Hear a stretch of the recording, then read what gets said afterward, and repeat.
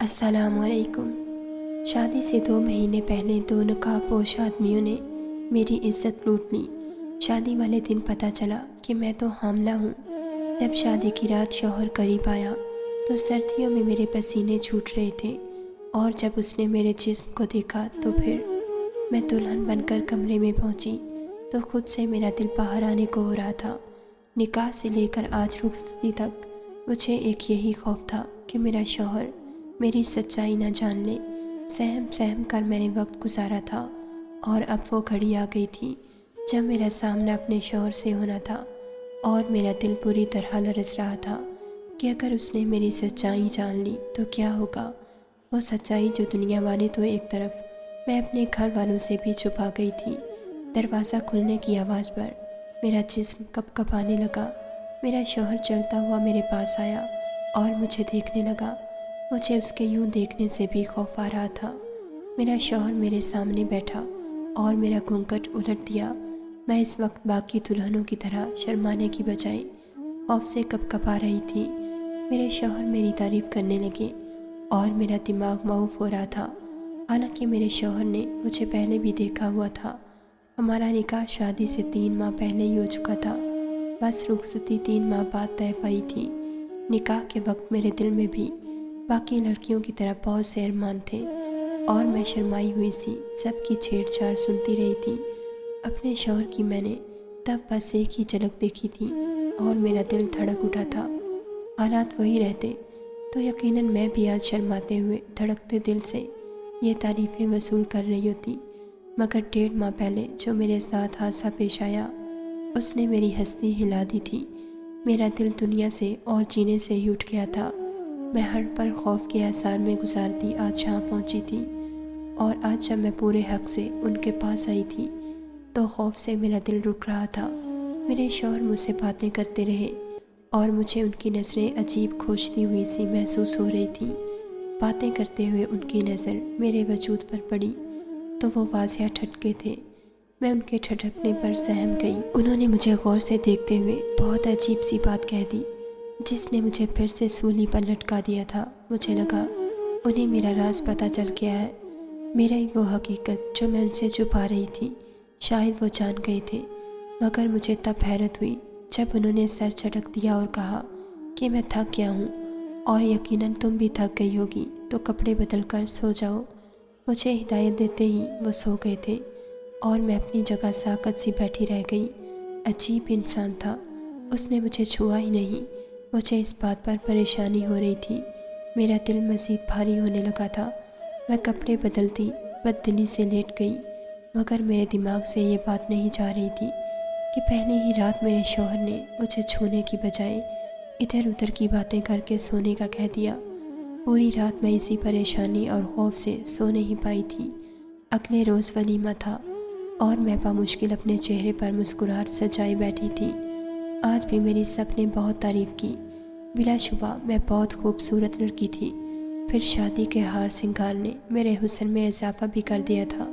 مجھے یقین تھا آج میرے شوہر مجھے دیکھ کر خود کو حق جتانے سے باز نہیں رکھ پائیں گے۔ میں ڈری ہوئی بھی تھی، مگر میں چاہتی تھی کہ وہ مجھے سراہیں اور اپنا حق وصول کریں۔ اس رات مجھے زیادہ انتظار نہ کرنا پڑا۔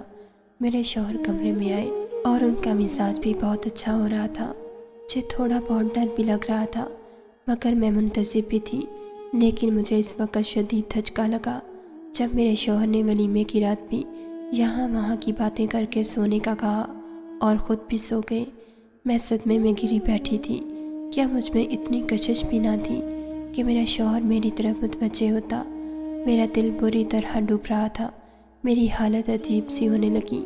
پہلے ہی میرے اعصاب پر خوف سوار تھا کہ کہیں میرے شوہر پر میری حقیقت نہ کھل جائے۔ اوپر سے میرے شوہر کا عجیب رویہ مجھے بوکھلاہٹ میں مبتلا کر رہا تھا، اور پھر اسی پر بس نہیں ہوا تھا۔ میرے شوہر بہت اچھے انسان تھے، مجھ سے بہت پیار سے پیش آتے، مگر انہوں نے پورا مہینہ گزر گیا، رشتے کی بنیاد نہ رکھی تھی۔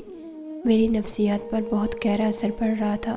مجھے پھر سے اپنے ساتھ ہوئے حادثے کے برے خواب راتوں کو جگانے لگے تھے۔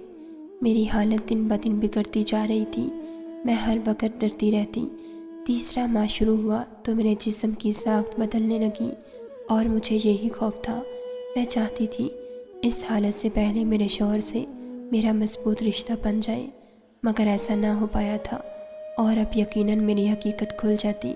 میں مسلسل ذہنی دباؤ میں رہنے کی وجہ سے میری ذہنی حالت خراب ہو رہی تھی۔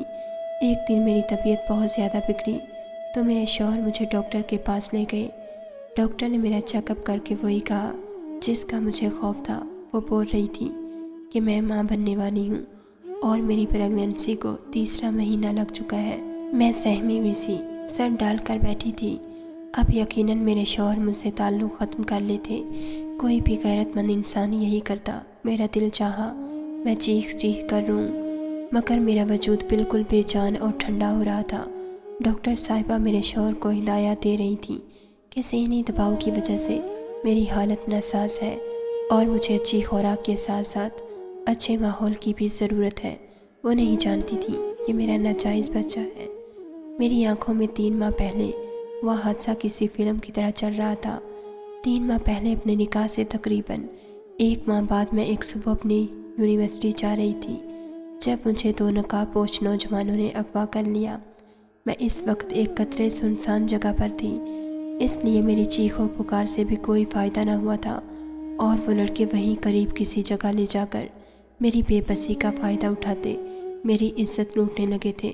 میں نے بہت فریاد کی اور واسطے دیے، مگر وہ بہرے ہو چکے تھے۔ میں چیخ چیخ کر رونا چاہتی تھی، مگر میری آواز دبا لی گئی تھی۔ میں کچھ نہیں دیکھ پائی، نہ میں زیادہ کچھ جانتی تھی۔ مجھے بس اتنا یاد تھا کہ ایک لڑکا جس نے میرے ساتھ زیادتی کی تھی، اس کے پورے چہرے پر عجیب سی شکل کا سیاہ ماسک چڑھا ہوا تھا اور سیاہ شرٹ پر عجیب سا کچھ لکھا ہوا تھا، مگر یہ ثبوت انہیں بعد میں تلاش کرنے کے لیے ناکافی تھے۔ اس روز میں نیم بے ہوش سی کچھ دیر تو وہیں پڑی رہی اور مجھے لگا کہ میں مر جاؤں گی۔ اگر نہ مری تب بھی میں اپنی جان لے لینا چاہتی تھی۔ کچھ دیر بعد ان نقاب پوش لڑکوں نے مجھے اسی جگہ پر جا کر چھوڑ دیا جہاں سے وہ مجھے اٹھا کر لے گئے تھے۔ میں خود کو سنبھالتی روتی دھوتی گھر پہنچی تو گھر میں چھوٹی بہن کے علاوہ کوئی نہیں تھا۔ میں اپنے کمرے میں جا کر بند ہو گئی اور پھوٹ پھوٹ کر رونے لگی۔ مجھے غم اور پریشانی سے بخار ہو گیا تھا۔ راتوں کو میں ڈر جاتی اور مجھے خواب میں وہ نقاب پوش نظر آنے لگتے۔ میں اپنی چیخیں دبا کر سسکتی تڑپتی رات آنکھوں میں کاٹ لیتی، مگر کبھی کسی کو بتانے کی ہمت نہ کر پائی تھی۔ گھر والے میرا خیال رکھتے رہے اور 1 ہفتہ بخار نے میرے چہرے کی رونق چھین لی تھی۔ پھر آہستہ آہستہ میں سنبھلنے لگی، مگر اس سب میں وہ قصہ تب کیا جو میرے ساتھ ہوا تھا۔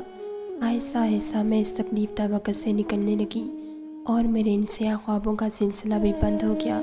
میں نے گھر والوں سے وہ بات چھپا لی تھی اور خود کو سنبھال لیا، مگر کچھ وقت مزید سرکا تو مجھے خود میں کچھ تبدیلی سی محسوس ہونے لگی۔ اکثر میرا سر چکرانے لگتا اور مجھے ابکائیاں آنے لگتی تھیں۔ میں خوف زدہ ہو گئی۔ مجھے ڈر تھا کہ یہ سب اسی روز ہوئے حادثے کا نتیجہ نہ ہو۔ میں چپ چاپ یونی سے ہی ایک لیڈی ڈاکٹر کے پاس گئی اور چیک اپ کروا کر میں نے شدت سے دعا کی کہ ایسا نہ ہو جو مجھے خوف ہے، مگر شاید اللہ کو یہی منظور تھا اور میری رپورٹ کے مطابق یہی آیا کہ میں حمل سے ہوں۔ میں بہت روئی اور اللہ سے گلے کیے کہ میرے ساتھ ہی ایسا کیوں ہوا۔ اب میں کہاں جاتی اور کسے اپنی حالت کا ذمہ دار ٹھہراتی؟ میری بے گناہی اور پاکیزگی کا کون گواہ بنتا؟ میں جانتی تھی مجھے ہی گناہ گار سمجھا جاتا۔ گھر آ کر میں گمسم رہنے لگی۔ گھر میں امی ابو دونوں جاب ہولڈر تھے اور چھوٹی بہن نہ سمجھ تھی، اس لیے میری حالت کو بیماری تصور کر لیا گیا تھا۔ میری ذہنی حالت ابتر ہوتی جا رہی تھی۔ پھر شادی کا شور اٹھا تو میں سہم سی گئی۔ کیا میرا شوہر مجھ پر یقین کرتا؟ کبھی نہیں۔ وہ مجھ سے رشتہ توڑ دیتا اور میں ہر کسی میں بد کردار مشہور ہو جاتی۔ میں ڈر گئی تھی اور جب شادی ہوئی تو میں نے سوچا تھا کہ شادی کے بعد شوہر سے کہہ دیتی کہ میں پریگننٹ ہوں اور جب بچہ ہوتا تو اسے 7 ماہ کا ثابت کر کے یہ معاملہ دبا دیتی، مگر یہاں بھی قسمت نے میرا ساتھ نہ دیا اور میرے عجیب شوہر مجھ سے محبت کے دعوے کر کے میرا اتنا خیال رکھ کر بھی مجھ سے فاصلے بنائے رکھتے تھے۔ اب ڈاکٹر نے حقیقت کھول دی تھی۔ اب میں انجام جانتی تھی کہ گھر جا کر میرے شوہر مجھے برا بھلا کہیں گے اور بد کرداری کا الزام لگا کر مجھے طلاق دے دیں گے۔ ان 3-4 ماہ کی ذہنی تھکاوٹ نے مجھے اتنا نڈھال کر دیا تھا کہ میں نے ذہنی طور پر خود کو ہر الزام اور طلاق کے لیے بھی تیار کر لیا تھا۔ ہم گھر پہنچے تو میرے شوہر مجھے کمرے میں لے گئے۔ میں خود کو شور شرابے کے لیے تیار کر رہی تھی، مگر میری حیرت کی انتہا نہ رہی جب دوپہر سے شام اور شام سے رات ہو گئی، مگر مجھے میرے شوہر نے کچھ نہ کہا، بلکہ وہ مجھے آرام کی تاکید کرنے لگے۔ مجھے لگ رہا تھا میں خواب دیکھ رہی ہوں۔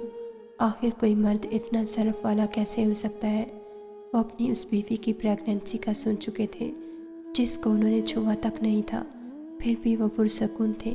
ایسا کہاں ممکن تھا؟ میں دم بخود تھی۔ مجھے ان کے ظرف پر رشک آنے لگا اور میں دل ہی دل میں مزید ان کی محبت میں گرفتار ہونے لگی۔ مجھے یقین ہونے لگا کہ جس محبت کے وہ دعوے کرتے تھے شاید وہ سچی تھی۔ وقت گزرتا جا رہا تھا اور وہ میرا ہر طرح سے خیال رکھنے لگے۔ میرے لیے فروٹس لاتے، دودھ بھی اپنے ہاتھوں سے پلاتے۔ میں اس سب کو ان کی محبت سمجھتی رہی، مگر پھر بھی کبھی کبھی مجھے ان پر شدید حیرت ہوتی تھی۔ ان کی احتیاط اور اتنا خیال رکھنے پر مجھے دوبارہ کوئی مسئلہ نہ ہوا تھا اور میں نے پریگننسی کا سارا وقت سکون سے گزارا تھا۔ اور پھر میں نے شادی کے 7 ماہ بعد ایک صحت مند بچے کو جنم دیا۔ مجھے اس بچے کی قسمت پر بھی افسوس ہو رہا تھا جو ناجائز بچہ تھا اور اس کی قسمت میں شاید باپ کی محبت نہ تھی۔ سچ تو یہ تھا کہ مجھے بھی اس بچے سے زیادہ محبت یا لگاؤ محسوس نہ ہو رہا تھا، مگر میرے عجیب و غریب شوہر نے یہاں بھی مجھے غلط ثابت کیا اور اس بچے کو جس کے باپ کا کچھ پتہ تک نہ تھا اتنا پیار اور محبت تھی کہ میں ساکت رہ گئی تھی۔ اس بچے کی ضرورت کا ہر سامان گھر میں پہلے سے ہی موجود تھا اور میں ماں ہو کر اکثر لاپرواہی برت جاتی، مگر وہ اس کا ہر وقت خیال رکھتے تھے، پیار دیتے اور ذرا سا روتا تو تڑپ اٹھتے۔ میں حیرت زدہ سی ان کی محبت دیکھ رہی تھی۔ خوشی کی بجائے میں عجیب دباؤ محسوس کرنے لگی۔ آخر کوئی اتنا اچھا اور بہترین کیسے ہو سکتا ہے؟ مجھے لگا بس ان میں انسانیت بہت زیادہ تھی اور شاید وہ ساری محبت جو مجھے دی گئی تھی وہ بھی انسانیت کے ناطے تھی۔ میں ان کی محبت اس بچے کے ساتھ دیکھ دیکھ کر پاگل ہونے لگی۔ وہ بچہ کبھی دودھ دیر سے ملنے پر رو دیتا تو وہ مجھ سے ناراض ہونے لگتے اور اسے اٹھا کر پیار کرتے، بہلاتے اور چپ کرواتے تھے۔ میرا ضبط جواب دے رہا تھا اور جب یہی سلسلہ کچھ ماہ مزید چلا تو میری برداشت ختم ہو گئی اور میں ایک روز اپنے شوہر سے لڑ پڑی تھی۔ میں نے ان سے کہا کہ وہ اتنے اعلیٰ ظرف کیوں ہیں، مجھ سے کبھی سوال کیوں نہیں کیا؟ وہ پہلے مجھے اور پھر میرے ناجائز بچے کو اتنا پیار کیسے دیتے رہے؟ میں چیخ پڑی تھی۔ مجھے ان کا خیال رکھنا اور ہمیں پیار دینا الجھا رہا تھا۔ میرے لڑنے پر وہ خاموش نظروں سے مجھے دیکھنے لگے، مگر مجھے جواب نہیں دیا۔ جب پہلے روز انہوں نے میرے بھرے جسم کو دیکھ کر حیرت کا اظہار کیا تھا، میں نے ان کی حیرت دیکھ کر تب بہانہ بنا دیا تھا کہ میں شادی کے دنوں میں بیٹھ کر کھانے لگی ہوں، اس لیے موٹی ہو رہی ہوں۔ حالانکہ مجھے تب ان کی نظروں اور عجیب سوال پر حیرت ہوئی تھی۔ تب میرے حمل کو بس دوسرا ماہ تھا اور مجھ میں اتنی تبدیلی نہیں آئی تھی کہ کوئی پہچان سکتا۔ میں رو رہی تھی۔ میں نے ان سے پوچھا کہ کیا انہیں پہلے روز شک نہیں ہوا تھا مجھ پر جب انہوں نے میرے جسم میں تبدیلی محسوس کی تھی؟ وہ بولے کہ ہاں، مجھے شک ہوا تھا، مگر تم نے کچھ نہیں بتایا۔ مجھے ان کے جواب پر جھٹکا لگا۔ میرا سر اب چکرانے لگا تھا۔ مجھے احساس ہوا کہ میرے شوہر واقعی عجیب فطرت کے مالک ہیں۔ انہیں شک ہوا اور انہوں نے سوال نہیں کیا، پوچھا نہیں کہ ایسا کیوں اور کب ہوا، جاننے کی کوشش تک نہیں کی کہ میرے ساتھ کیا ہوا، یا پھر میں نے انہی کے ساتھ بے وفائی کی ہے، پوچھا کیوں نہیں۔ میرے جھگڑنے پر وہ بولے کہ میں تمہیں آج ایک حقیقت بتانا چاہتا ہوں۔ وہ سنجیدہ سے لگ رہے تھے۔ میں متوجہ ہوئی تھی۔ مجھے بھی اب ان کے رویے کی حقیقی وجہ جاننی تھی اور میں اتنا تو سمجھ گئی تھی کہ کوئی ایسی بات ہے جس کی وجہ سے وہ ایسے تھے۔ کچھ ایسا تھا جس نے انہیں اتنا عجیب بنا دیا تھا۔ اس روز انہوں نے مجھے اپنے ماضی کی جو سچائی بتائی وہ مجھے اندر تک ہلا کر رکھ گئی تھی۔ انہوں نے بتایا کہ ان کی ماں کے ساتھ اسی طرح زیادتی ہوئی تھی اور جب ان کی شادی ہوئی تو وہ ماں بننے والی تھی۔ انہوں نے میرے باپ کو یہ سچ نہیں بتایا، بلکہ اس سچ کو اپنے اندر دبا کر رکھا اور بیاہ کر آ گئیں۔ جب شادی کے بعد میرے باپ کو یہ حقیقت پتہ چلی تو انہوں نے بہت ہنگامہ کیا۔ انہوں نے میری ماں کو بد کرداری کے طعنے دیے اور بہت ذہنی اذیت دی۔ عجیب بات تو یہ تھی کہ وہ اپنی بیوی کو چھوڑنے کو تیار نہ تھے، اپنی بیوی کو اپنائے رکھا، رشتہ قائم رکھا، مگر بس اتنا ہی ظرف بڑا کر پائے تھے، اس سے زیادہ وہ نہ کر پائے۔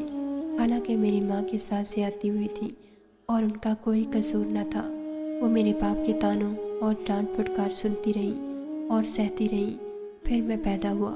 میں ناجائز بچہ تھا اور میرا مقام کسی جائز بچے والا نہیں تھا۔ یہاں بھی میرے باپ نے ظرف بڑا کیا اور مجھے اپنا نام دیا، مجھے گھر میں رکھا اور پڑھایا لکھایا، مگر ایک فرق رہ گیا تھا، کیونکہ میں ناجائز بچہ تھا جس کے حقیقی باپ کی کوئی خبر نہ تھی، تو مجھے اپنی ماں کے شوہر سے سگے باپ والی محبت نہ ملی تھی۔ میرے پاس بظاہر دنیا کی ہر آسائش تھی، مگر ماں باپ کا مکمل پیار اور توجہ کبھی نہیں ملی تھی۔ پھر میرے اور بہن بھائی بھی پیدا ہوئے۔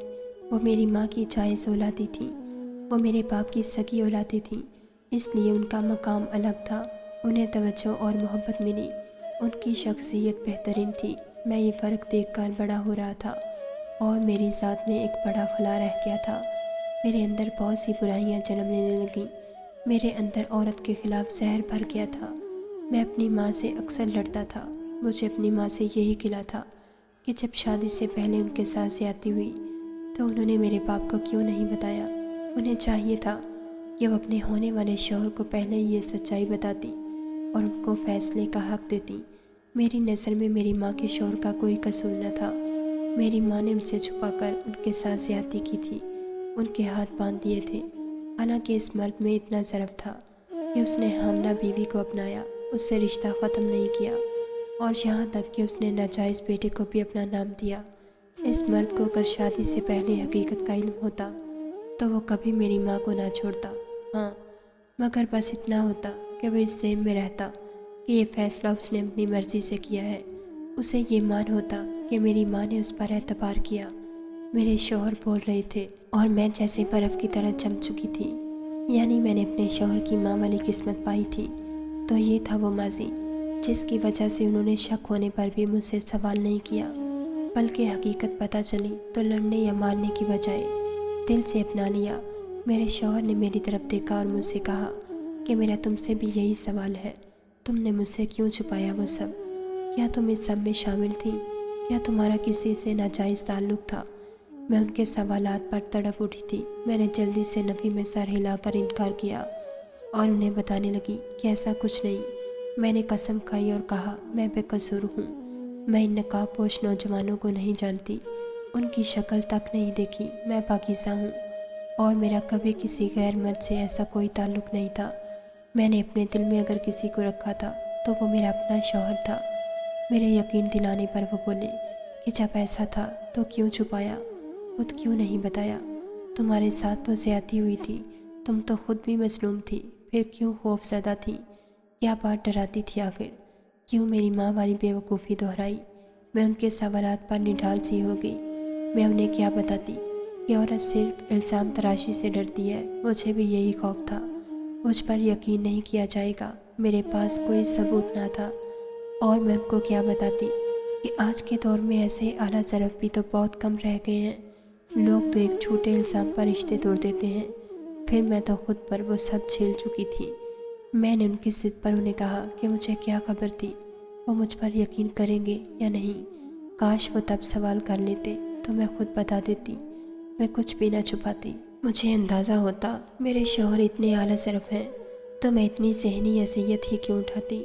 میرے رونے پر میرے شوہر نے میرے ہاتھ تھام لیے اور مجھ سے کہا کہ اب یاد رکھنا مجھے تم پر یقین ہے اور اب زیادہ مت سوچنا۔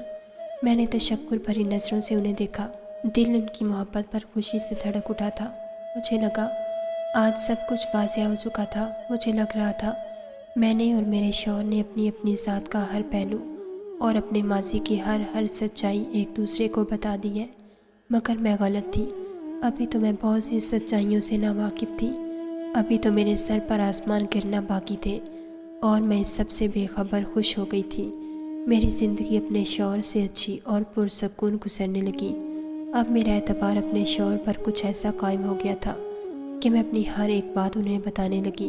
میں اپنے بچے کو بھی پیار دینے لگی اور کچھ عرصے بعد مجھے دوبارہ سے ماں بننے کی خوشخبری ملی۔ اس دفعہ فرق یہ تھا کہ میں بھی اس خوشی کو کھل کر محسوس کر رہی تھی اور میرے شوہر کے رویے میں تو کبھی بدلاؤ آیا ہی نہیں تھا۔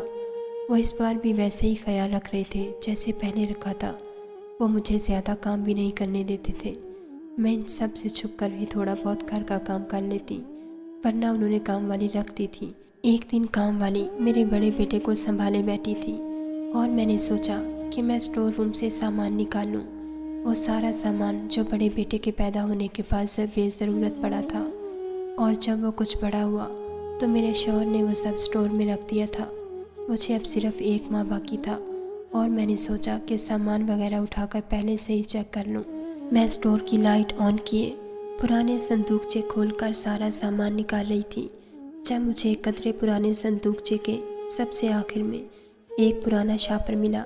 میں نے وہ بھی اٹھا کر سامان میں رکھا اور کام والی کو بلا کر وہ سارا سامان میرے کمرے میں لے جانے کا کہا۔ وہ سر ہلا کر سارا سامان اٹھانے لگی۔ میں کمرے میں جا کر بیڈ پر بیٹھ گئی اور کام والی نے وہ شاپرز لا کر میرے سامنے رکھے۔ میں سامان نکال کر رکھ رہی تھی جب میرے سامنے وہ پرانا شاپر آ گیا۔ میں نے اسے کھولا اور اس کے اندر سے جو سامان نکلا وہ میری روح فنا کر گیا۔ میں سر تا پیر کپا گئی، میرا دل ڈوب رہا تھا۔ میں یقین کرنے کو تیار نہ تھی، ایسا کیسے ہو سکتا تھا؟ میرا شوہر تو ایک عظیم انسان تھا، تو پھر میرے سامنے پڑا سامان اس کی شخصیت کا کون سا پہلو تھا؟ میرے شوہر آئے تو میں نے ان کا گریبان پکڑ کر وہ سیاہ شرٹ اور سیاہ ماسک ان کے منہ پر دے مارا۔ مجھ پر آج یہ انکشاف ہوا تھا کہ میرے ساتھ زیادتی کرنے والا کوئی اور نہیں، میرا اپنا شوہر تھا۔ میں صدمے کی شدت سے چیخ رہی تھی کہ اس نے میرے ساتھ ایسا کیوں کیا، مجھے ذہنی اذیت کیوں دی۔ وہ بولے کہ تم میرے نکاح میں تھی، میں نے کوئی گناہ نہیں کیا، میں بس تمہیں آزمانا چاہتا تھا۔ میں جاننا چاہتا تھا کہ تم مجھے سچائی بتاتی ہو یا نہیں۔ ان کی بات پر مجھے دھکا سا لگا تھا۔ صرف آزمانے کے لیے اس انسان نے مجھے اذیت دی۔ اپنے شوہر کی سچائی جاننے کے بعد مجھے وہ سارا وقت یاد آیا جو میں نے ذہنی اور جسمانی اذیت میں گزارا تھا۔ اگر مجھے ان کی ساری سچائی معلوم نہ ہوتی تو میں تو ساری زندگی اسی اذیت میں رہتی۔ میرے دل میں ان کی محبت ایک دم سے ختم ہو گئی تھی۔ میرا دل کر رہا تھا میں یہ گھر چھوڑ کر کہیں چلی جاؤں اور واپس نہ آؤں۔ میں نے گھر چھوڑ کر جانے کا ارادہ کیا تو میرے بچوں نے میرے قدم جکڑ لیے تھے۔ جیسی بھی تھی میں ان کی ماں تھی، اور میرا وہ بچہ جسے میں ناجائز سمجھ کر اسے صحیح طریقے سے اس کا حق اور اس کی محبت بھی نہ دے سکی تھی۔ اب تک مجھے اس کا دکھ ہو رہا تھا۔ اس بچے نے اب تک ناجائز ہے جیسا وقت گزارا تھا۔ مجھے شوہر سے شدید نفرت ہو رہی تھی، لیکن میرے پاس واپسی کا کوئی راستہ نہیں تھا۔ وہ نفسیاتی مریض تھا اور کچھ نہیں۔ اس کے اوپر جو گزری، جس طرح سے اس کا بچپن گزرا، ان سب حالات نے اسے ذہنی مریض بنا دیا تھا۔ میں ان کے بچپن کے حالات کو سوچ رہی تھی کہ اگر میں ان حالات سے گزرتی تو شاید میں بھی اسی طرح ذہنی مریض بن جاتی، کیونکہ جب سے میرے ساتھ یہ حادثہ ہوا تھا تب سے میرے ذہنی مریض بننے میں کوئی شک نہ ہوتا۔ اگر مجھے حقیقت معلوم نہ ہو جاتی آج، میں رو رہی تھی۔ میں جسے اعلیٰ ظرف سمجھتی رہی، میری بربادی کا ذمہ دار وہ خود تھا، اور میں آج بھی پہلے کی طرح بے بس تھی اور اس کے ساتھ رہنے پر مجبور تھی، کیونکہ میں اس کے بچوں کی ماں تھی اور اپنے بچوں کو چھوڑ کر میں انہیں ان کے باپ جیسا نہیں بنانا چاہتی تھی۔ ناظرین، اگر آپ کو ہماری ویڈیو پسند آئی ہے تو لائک ضرور کیجیے، اور ایسی مزید ویڈیوز دیکھنے کے لیے ہمارے چینل کو سبسکرائب کر لیجیے۔